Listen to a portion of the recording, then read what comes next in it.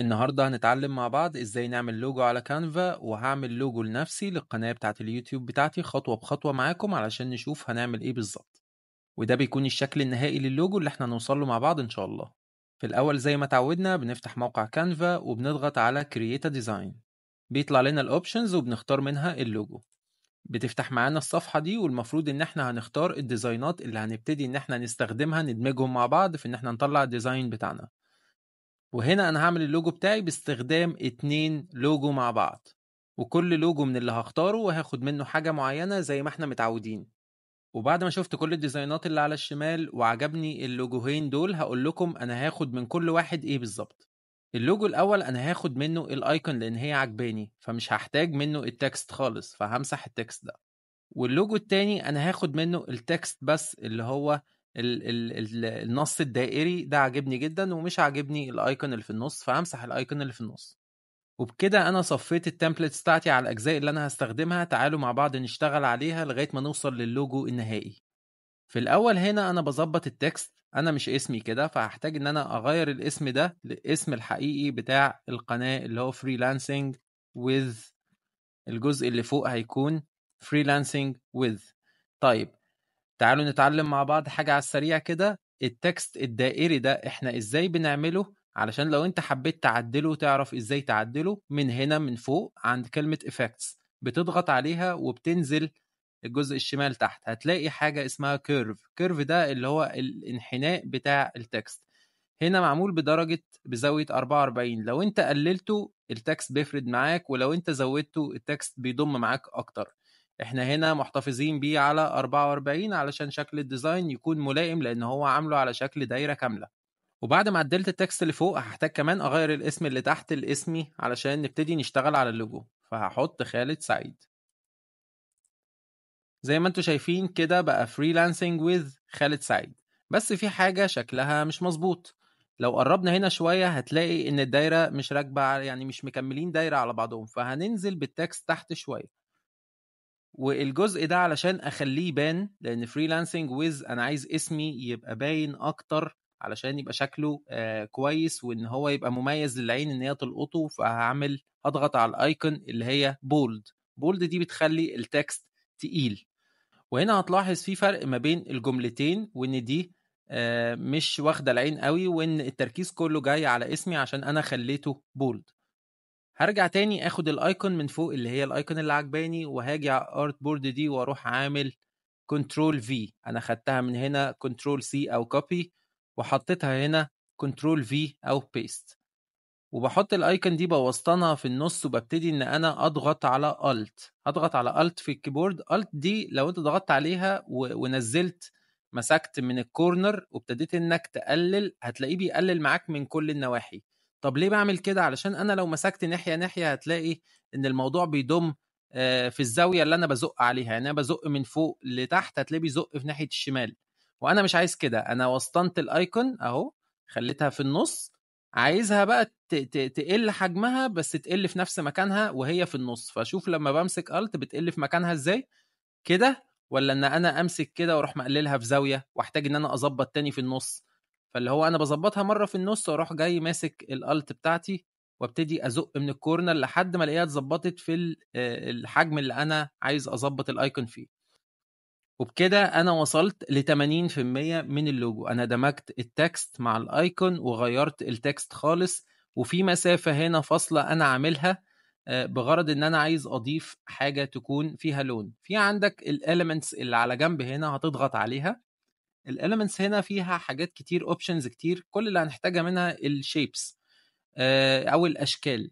انا محتاج دايرتين، فانا هاخد دايرة من هنا وهبتدي ان انا اقلل. برضو همسك الالت عشان اقلل حجمها، واخد الدايرة بتاعتي كده احطها في النص، ابتدي ان انا اقلل حجمها للحجم اللي انا عايزه. انا هنا عايز اللون بتاع الايكون دي يكون مثلا اورنج، فغيرت لونها خليتها اورنج.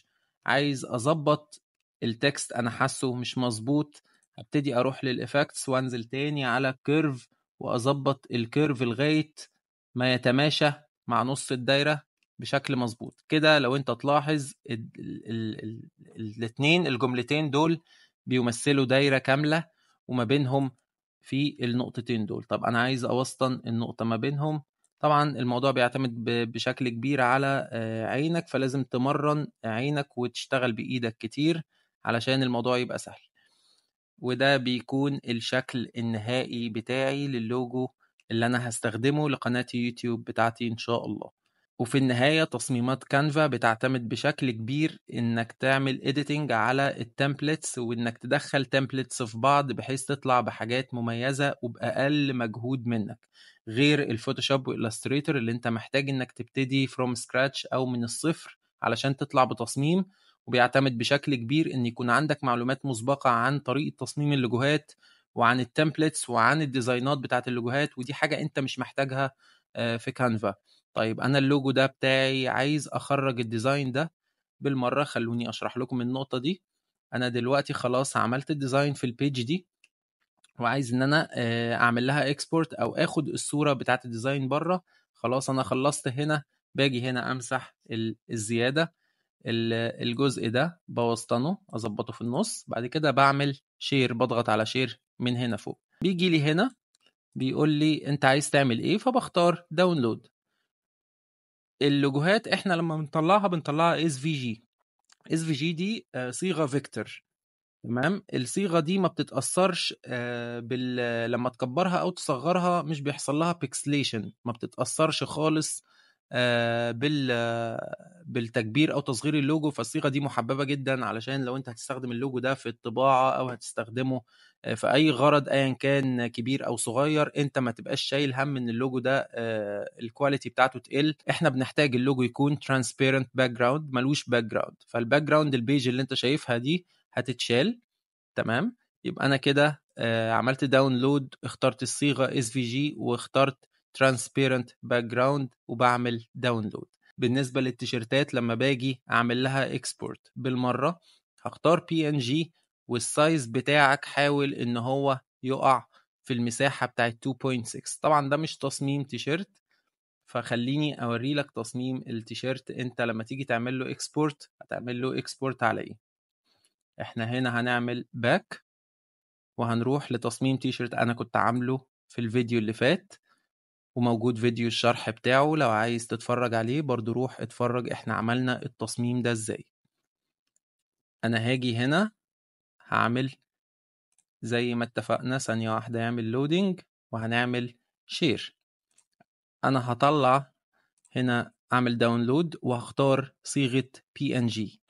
لما اجي اعمل اكسبورت للتيشيرت المقاس ده ممتاز جدا. اي حاجة فيما فوق هتتعبك في الاكسبورت شوية. انت معاك الاتنين ريزولوشن دول ممتازين جدا في الطباعة، ولما هتاخدهم تحطهم على سبريد شيرت او ريد بابل هتلاقي ان التصميم ممتاز. ممكن يكون كبير شوية وتبتدي انت تصغره لكل ايتم، بس الصيغة دي كده بتكون ممتازة. وخليك يعني اتأكد انك عامل transparent background. ولو انت عامل اكتر من صفحة فاختار، لان هو باي ديفولت هيطلع لك الثلاث صفحات، فانت اختار الصفحة اللي فيها الديزاين فقط وهتعمل done. بعد كده تعمل داونلود. ولو انت بتشتغل تيشيرتات بس فاعمل سيف داونلود سيتنجز عشان ما تضطرش ان انت كل مرة تعمل الحاجات دي بايدك. وخليك برضو فاكر ان الفيتشرز دي كلها برو او باشتراك كانفا، واشتراك كانفا مش غالي وصدقوني يستاهل كل ربع جنيه هتدفعه فيه. فاشترك في كانفا وتوكل على الله، واتمنى تكونوا استفدتوا في الفيديو ده، واشوفكم في فيديو جاي.